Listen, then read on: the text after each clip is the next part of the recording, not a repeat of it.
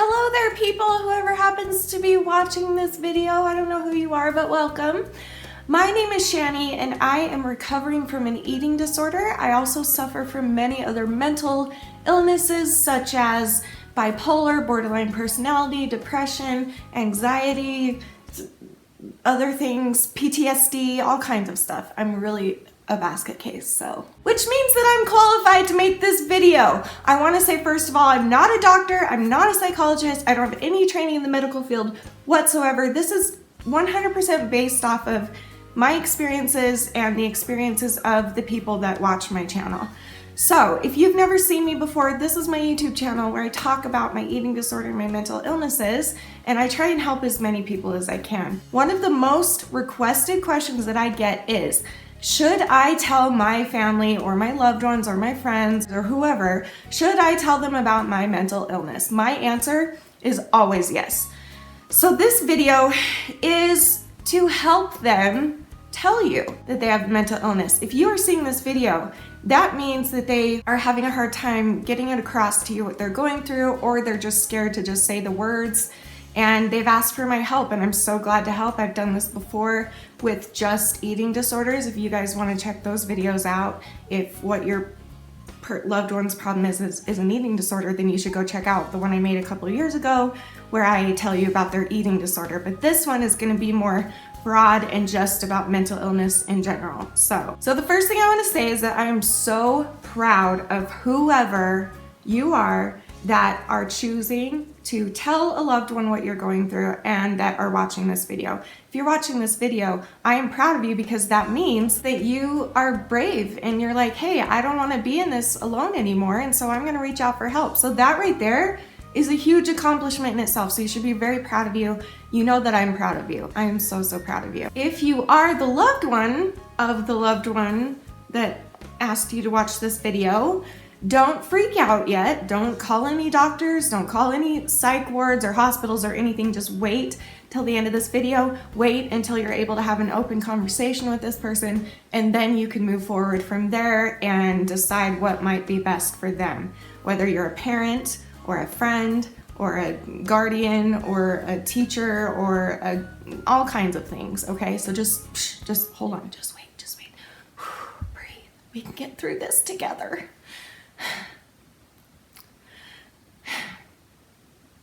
The next thing I want to say is that this is something, whatever mental illness that your loved one is going through, no matter what it is, it should not be shamed. We are trying to take the stigma away from mental illness, and one of the biggest one is that it's shameful. We often feel shameful because other people tell us it's shameful, or we don't feel safe talking to our loved ones about it, which makes us feel shameful. Like, we're trying to get rid of all of this shame, and that's really important here. And we should all remember that mental illness is just an illness. It's in the title, that's what it is. Just like when you have a cold and you go to the doctor and they give you medicine, when you have a mental illness, you go to a doctor or a therapist and say, hey, can you give me medicine? Can you find me a therapist? What can you do to help me? Blah, blah, blah. Like, look at it like that. It is an illness, and it should never, ever be punished for. When my mom found out about my bulimia, she grounded me, because back then she didn't know that this was a mental illness. She thought I was just being a rebel and whatever. So she grounded me, where now, by the way, now my mom completely understands it, and she totally took the time after that happened to learn about it, to research what I'm going through, which I suggest you do also, especially if you're a parent of the person struggling. So I'm so proud of her. I'm grateful that she did that. Not a lot of moms will take the time to do that, but she did, and I love her so much. But back at that time, she didn't know how to handle it. So this next part, I want you to keep that in mind. Do not shame them. Do not punish them for what they're about to tell you. So right now, I want you to pause the video and have the loved one that is making you watch this with them, or vice versa, pause the video and tell your loved one what it is that you're struggling with as far as mental illness goes, and then continue with the video.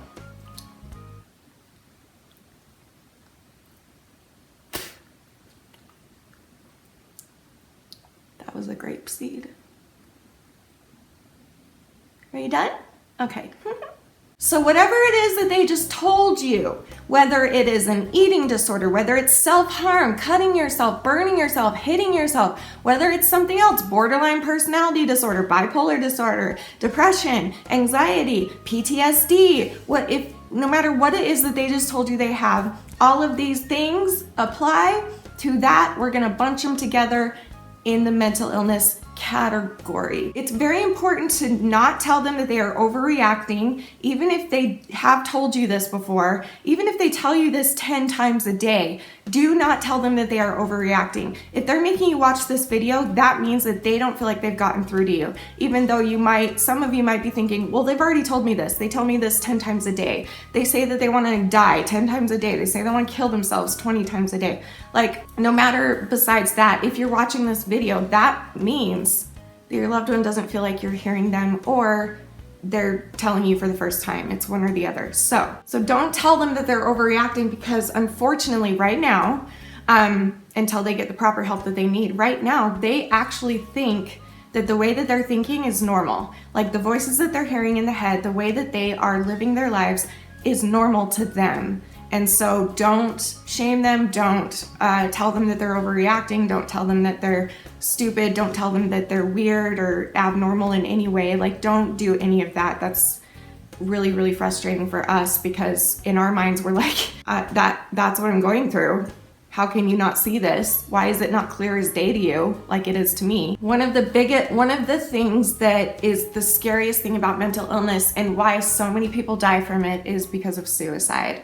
No matter which kind you have, whether it is any of those that I just listed, or if it's something else that your loved one just told you, all of those things can lead to suicide if we don't feel like can ever end up finding help, or that anyone will ever end up understanding us.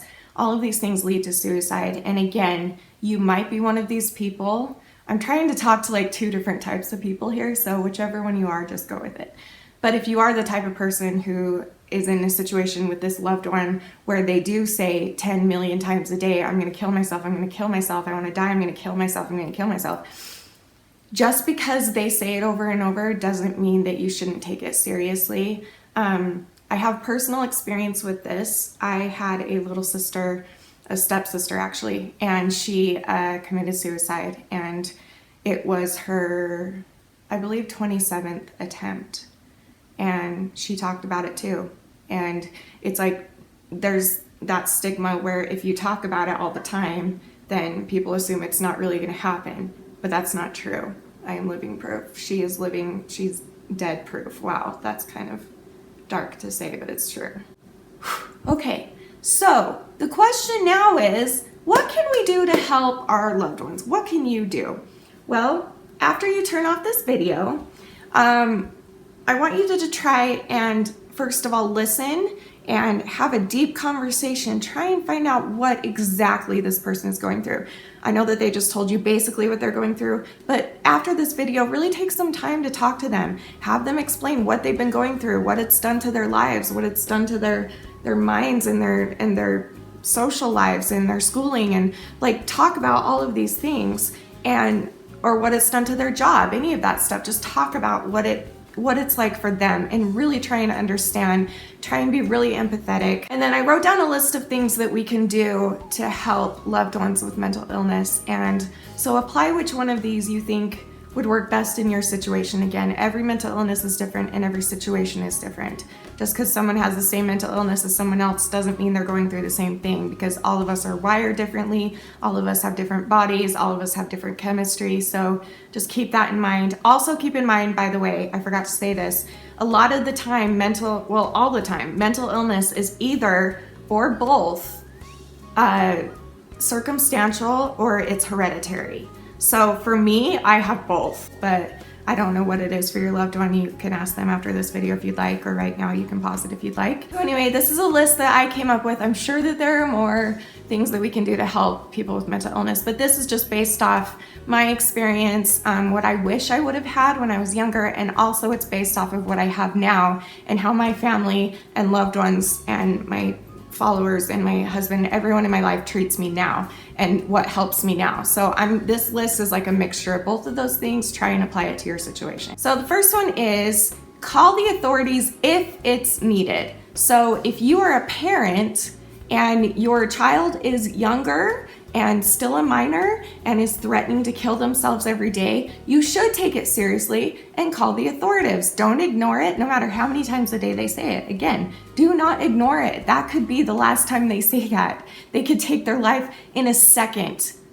And trust me, you would regret it for the rest of your life. Just trust me on this one. Take it seriously every time. So if they start, and if you think they're doing it for attention, then that will solve it, because you'll keep calling the cops every time they do it, and they will get scared of doing it if they're doing it for attention. So either way, you're good. Either way, you're helping. So if you've got a child that's threatening suicide, or even a friend, even if it is an adult, you are allowed to call and be anonymous as an adult to another adult friend and say, hey, this person is threatening suicide. Can you go to their house and check on them? You're allowed to do that. That's what they're there for. So I'm going to put the numbers below to call for all of that stuff, for all of those situations. So yes. Okay, the next one is to, if you're the loved one of a mental illness struggler, patient?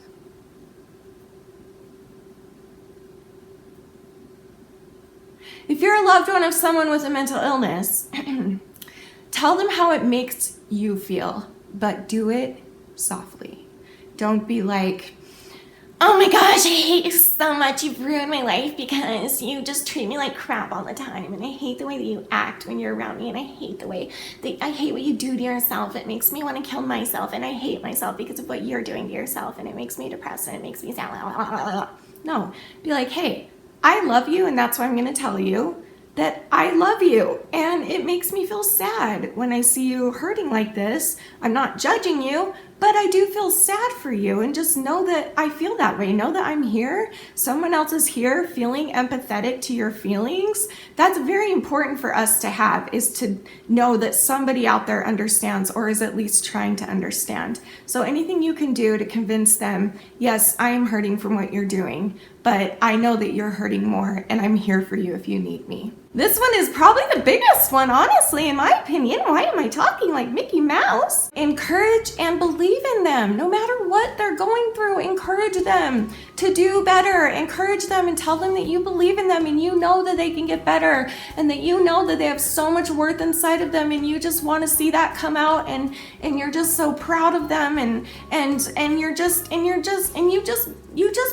in them. You're like, hey, guess what? If you want to go to treatment, I believe that you can do it. Hey, guess what? If you don't want to go to treatment, I believe you can get better in other ways. Guess what? If you don't want to go see a doctor,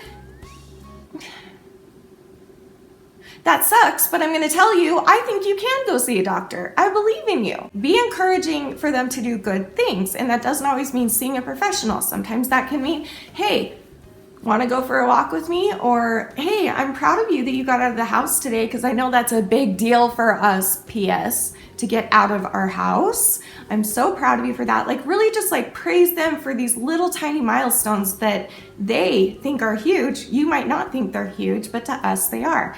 For me, if I go to the grocery store by myself and drive myself there and do the shopping and check out and bring it home, if I do all that by myself, I am exhausted, because it takes every ounce of mental strength inside of me to not want to drive off a cliff, because I'm terrified of the world. Like, I'm terrified, and so are most people with mental illness. So just keep that in mind. Also, don't judge them. Be empathetic. Don't judge based on what you've been through. Again, like I said before, every situation is different. Just because the title is the same, it doesn't mean every situation is the same. And remind them that you're there for them often. Always remind them. Even if you've said it, hey, I'm here for you if you need me. I'm here for you if you need me.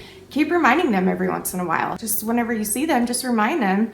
If you're worried that they're still struggling, just remind them and say, hey, I'm here for you. Just so you know, like, I'm here for you. You gotta have a lot of patience. This is probably the most important one. I already said that about a different one. Oh well, these are all important.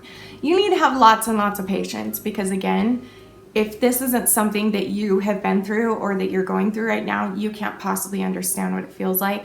And you have to, my husband has so much unbelievable patience. This man is so patient and amazing, and I don't know where I'd be without him. I feel very lucky to have a man that is that patient with me and my struggles, but it takes a lot of patience, and he's had his days where he can't handle it. And when that happens, he'll go out and he'll go for a drive, or he'll go and build something. Like, he'll just get out of the space and leave instead of yelling at me about it. He will do everything in his power to remove himself from the situation if nothing positive will come out of him to help me. And I know that sucks. I know that's a lot of pressure to put on you guys, that the positivity has to come from you. But when you live in a life of depression and anxiety and sadness, where sometimes you have no idea where the hell it's coming from, you have no idea, and it's frustrating. It just helps us to just be heard, I guess. And if you can't do that in that moment, then walk away. That's okay. That's totally okay. You can give them all kinds of support depending on the situation.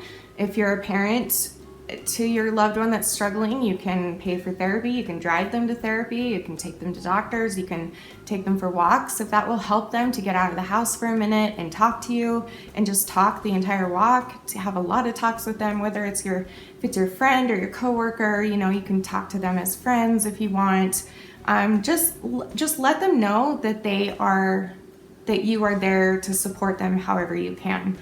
For me, I have a really big support system, especially when it comes to going places. I don't have my driver's license anymore because I've been a hermit for the past decade probably, and I have not renewed it. I think it's almost 3 years overdue, and I still have not renewed it. And I also don't have a car. So I have a huge system of support. My mom, my sister, my friends, Shanny Fannies that I've met through YouTube. Like, I have so many people that are willing to drive me around when I need to go to doctors or to the grocery store and Danny has to work late, whatever. Like, I have so much support, and those little things might sound little to you, but that means a lot to me. So if it is a friend of yours, even if they do have a car and can drive, just offer to go with them. Hey, do you want me to come with you? Can I? And if they don't, then respect it. Just trust me, respect it and walk away. Oh, and also support their hobbies. This is one Danny does for me. He just bought me a whole bunch of painting stuff for Christmas.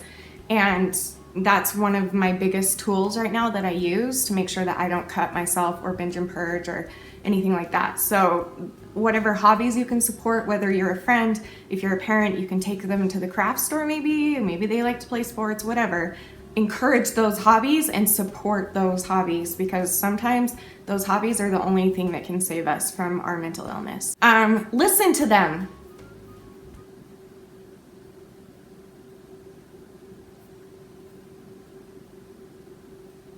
This one's pretty simple.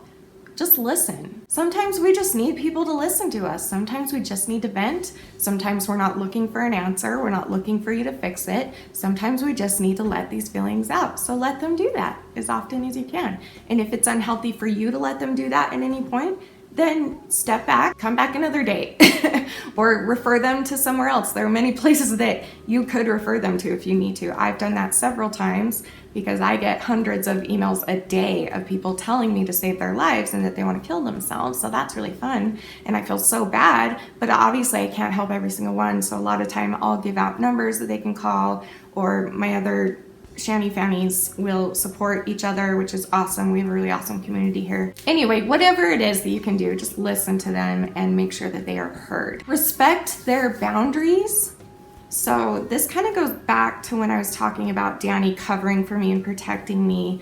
If someone has a mental illness has like for instance, okay, I don't even know how to explain this. Okay, for instance, I get really bad anxiety when my phone goes off or when someone's at my door. I get sweaty and panicked. I can't breathe. I never answer right away. I never answer the door. So I personally really appreciate it if someone's going to come over, they text me ahead of time. I also appreciate it if you're going to call or text me, I appreciate when people, and my whole family knows this by now, I think they do. I appreciate if you text first and tell me in the text what you need. If you just text and say, hey, I need you, call me. That freaks me out because I'm like, oh my gosh, what do they need from me? What if I have to say no? I hate saying no, and then they're gonna hate me, and then my life is gonna suck even more. Like, we all have our different quirks. That is mine. So I appreciate when people do cater to me. I'm not gonna lie. This is one of those things where I have to have this. I have to have someone say in the text what it is that they want, why it is that they're texting me before I can text them back. And so take that, whatever it is. I'm sure your loved one will tell you when we turn this off what that is for them. And whatever that is, just respect that boundary, because in our minds, remember, in our minds, it's blown up to be 20 times bigger than it actually is. And we really, truly, honestly, believe the things that we're thinking and feeling, because that's what mental illness is. So, and the last one that you can do, I'm sure there's many more, but maybe I'll make a part 2, who knows. The last thing you can do is to pray for them. And if you don't pray, send good thoughts or send good vibes or give them a gift. Whatever your love language is also would be a great thing. I personally pray. I believe in God, so I pray for people all the time. But you might not pray, and that's totally okay. Do whatever it is that you do to send out any kind of positive vibe or good feeling to the people that are struggling. So, all right. So again, guys, I'm so proud of you for doing this today. The ones that bravely decided to show this video to their loved one. Now is the time where you guys get to turn off the video and talk about all of this. And please, I'm just asking you to remember all of these things and don't shame them, and just listen and hear what they have to say and just love them. And, you know, maybe at the end of your talk, just give them the biggest hug that you know how, because sometimes we also just need a hug. Just a hug. I believe in you. You're so beautiful. And I know you can get through this, and I'm proud of you, and you're awesome, and the things of the times. Okay, I love you. Anyway, thank you for watching this video. I really hope this helps somebody out there, and I will see you guys later for another video. Remember, forever and always, as I say at the end of all of my videos, you are beautiful, you are worth it, and I am too. Thank you for watching. Bye!